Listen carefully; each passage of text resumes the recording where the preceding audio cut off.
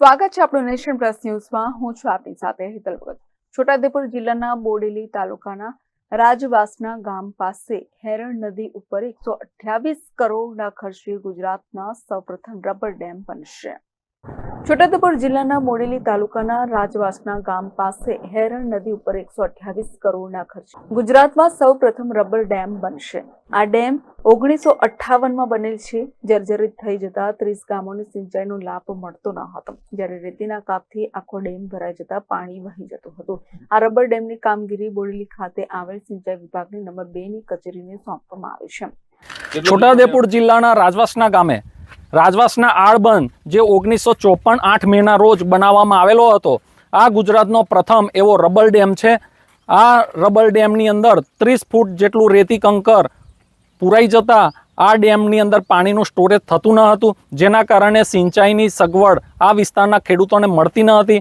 આ વિસ્તારના ખેડૂતોએ છેલ્લા 30 વર્ષથી ગુજરાત સરકારની અંદર રજૂઆત કરી હતી, જેના ભાગરૂપે આજે ગુજરાત સરકારના મુખ્યમંત્રી ભૂપેન્દ્રભાઈ પટેલ અને કુંવરજી બાવળિયા સાહેબે આ રબર ડેમને મંજૂરી આપી છે। 128 કરોડ રૂપિયા જેટલા આ ડેમના મંજૂર કરવામાં આવેલા છે, જેમાં 100 કરોડ એ રબર ડેમના છે અને 28 કરોડ એ કેનાલોના સમારકામ માટે છે।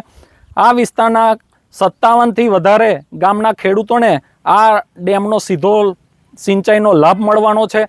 અમે આ તબક્કે ગુજરાત સરકારના માનનીય મુખ્યમંત્રી અને મંત્રીશ્રીનો આ તબક્કે ખેડૂતો વતી આભાર વ્યક્ત કરીએ છીએ। છોટાઉદેપુર બોડેલી તાલુકો રાજવાસના ગામ એમાં સિંચાઈ ડેમ છે, પણ આગળ પૂરણ થવાથી ખેડૂતોને કમસે કમ ખેતીનો પાક જે હોય તે નુકસાન થઈ જાય છે અને નુકસાની માટે દેવાદાર બની જાય છે। તો ડેમ આપણે જેમ બને વહેલી તકે કામ કરે સરકાર, બરાબર, તેવી અમે માંગણી કરીએ છીએ।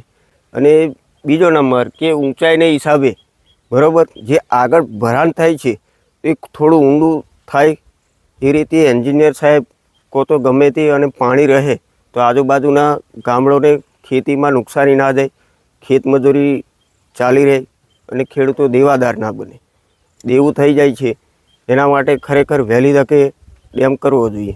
1956માં ડેમ બન્યો હતો, આજે 70-75 વર્ષ થઈ ગયા।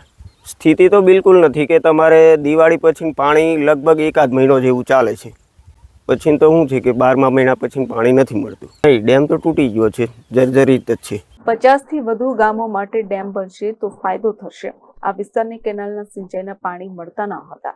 આ રબર ડેમ 110 મીટરની લંબાઈમાં 6 મીટર ઊંચો બનશે, જેનાથી નદીમાં કાપ આવે છે અને રેતી ધસરાઈને આવે છે, તે રોકાય નહીં। આ ડેમ બને તો ડેમના ઉપરવાસના 50થી વધુ ગામોને સિંચાઈ અને પીવાના પાણીની મુશ્કેલીનો અંત આવશે, જ્યારે 28 કરોડના ખર્ચે કેનાલો પણ બનનાર છે, જેનાથી ખેતરોમાં પાણી પહોંચશે। હાલ 30 જેટલા ગામો ઉનાળામાં પાણીની ગંભીર કટોકટી ભોગવી રહ્યા છે, ત્યારે સ્થાનિકોએ મંત્રી અને મુખ્યમંત્રી ભૂપેન્દ્ર પટેલનો આભાર વ્યક્ત કર્યો છે। ત્યાં છે ને આજે કેટલા વર્ષથી નદીનું પૂરણ થઈ ગયું હતું, બરાબર, એટલે પાણીની અછત છે, એટલે કૂવામાં પાણી રહેતું નથી ને ખેતી બરાબર પાકતી નથી, બરાબર। એટલે અમારે માંગ એવી છે કે હેરણ ડેમનું જે ઊંચો કરવાનો છે એ સારી આનંદ છે અમારે, વહી જાય એમ। હવે ડેમ બની જશે ને તો શું ફાયદો થશે? એમ તો શું છે, ખેતીમાં બી સારું રહેશે, કૂવામાં બી સારું રહેશે અને નદી ઊંડી થઈ જશે। Rehan Patel, nation plus news, Chhota Udepur. સમાચારોના સતત અપડેટ મેળવવા માટે અમારી નેશન પ્લસ ન્યૂઝની યુટ્યુબ ચેનલને સબસ્ક્રાઇબ કરો, બેલ આઇકન દબાવો અને જોડાયેલા રહો ફેસબુક, ઇન્સ્ટાગ્રામ અને ટ્વિટર પર।